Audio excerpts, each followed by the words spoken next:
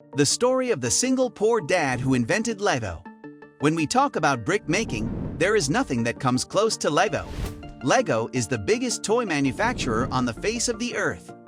Every year, it crafts billions of colorful and playable brick that attracts kids as well as adults.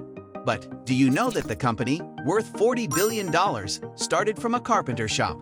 The story of Lego is the story of true love, dedication, and success after continuous failure.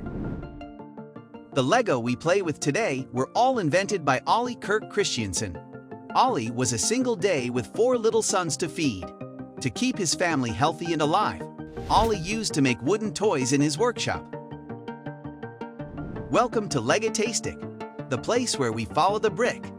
Look further for fabulous Lego news, stories, tips and tricks you don't want to miss. And don't forget to subscribe and like the video. It all started in 1891, when Ollie, one of the 13 children of his parents, was born in Filskov, Denmark. Despite facing ultimate poverty, Ollie managed to get early education. Afterwards, to serve his needs, Ollie learned carpentry. He found so much attraction in carpentry that his entire life went to serve this field. He worked hard, and eventually, he was lucky enough to have adequate money to open his own workshop in Billund. After moving to Billund, a lot of things changed for Ollie, and one of the best of them was his meeting with Christine Sorensen, the lady that made a carpenter fall in love with him. Ollie found his love of life in Billund and made no delays to marrying that beautiful woman. Their marriage opened gates of happiness for them, and in the next few years, they welcomed 3 cute baby boys. However, their happiness did not last long. One day, while playing, one of Ollie's sons set fire to a pile of wood. The fire got so big that Ollie's home and the workshop turned into ashes. Fortunately, the family survived, but their business collapsed. However, Ollie was not a man to lose hope. He worked hard again, got some money, and rebuilt the workshop. The wheels started to rotate again, and Ollie got on his feet. Afterwards, Ollie and his wife welcomed their 4th and last kid to the world. But who knew that this happiness was going to fall victim to the Great Depression? It was the era of the Great Depression that put locks on Ollie's workshop again. It was the same year Christine died. In a single year, Ollie lost both of his most beloved things. Now, the only thing keeping him alive was his sons. Being unemployed, Ollie found it hard to feed 4 little stomachs, but he never let his kids sleep hungry. Finding no work for months, Ollie took his leftover wood and crafted some toys for his little one. Seeing his interest in the toys, Ollie was struck with a great new idea. Due to the Great Depression, cheap and reliable toys were in high demand. And this turned out to be the changing point of Ollie's life. With one of his sons, Gottfried started to work again. They used to make wooden toys and sell them at cheap rates. While Ollie's business was in great demand and everyone wanted their toys, it was hard for them to keep the business running. Due to low prices of toys and increasing inflation, there was a time when the business slipped into bankruptcy. It was the time when Ollie's kith and kin tried to help them out, but for one reason. They all urged Ollie to quit this business and find a regular job. Undoubtedly, Ollie refused their offers. It was when he stood up to his passion and started to work even harder. Every day, Ollie looked for new ideas for toys and experimented with a lot of things. One day, following the popularity of Ollie's quality toy production, a man from out of the town decided to visit his workshop. He was a Ollie seller of toys and wanted to place orders. In his meeting with Ollie, he placed a big order and promised to sell Ollie's toys to many big stores in the country during the Christmas holidays. This Christmas is going to be great, and we will make enough money to get good food. This is what Ollie was thinking all about. He then rehired all of his workers who were forced to retire due to the Great Depression. All of them worked day and night and left no stone unturned to offer quality toys. They all worked tirelessly until one day when Ollie received a shocking letter.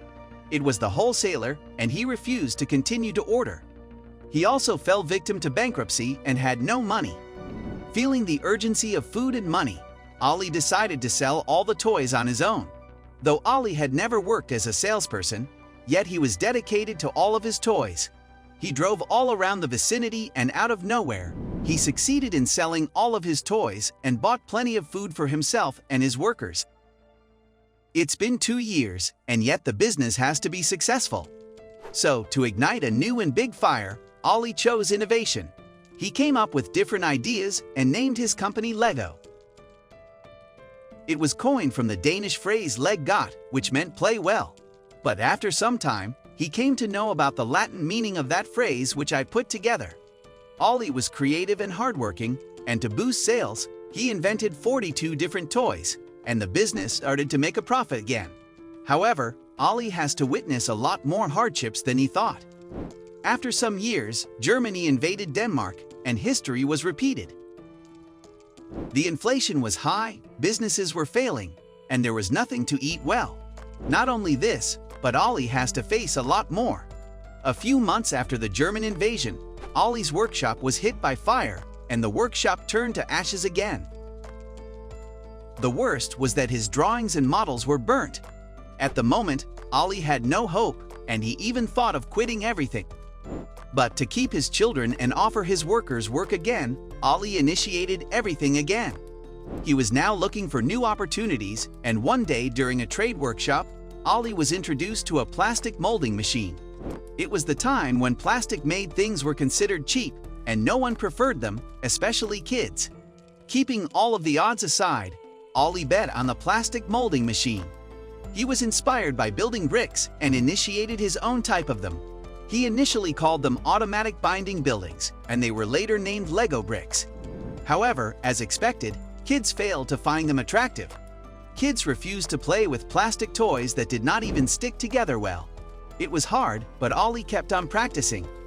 On the other hand, Gottfried was in England, and there he met someone called Troels Peterson.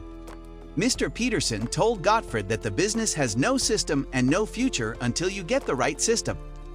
Now, Ollie's son started to look for a system to run their business, and Ollie was working on his toys.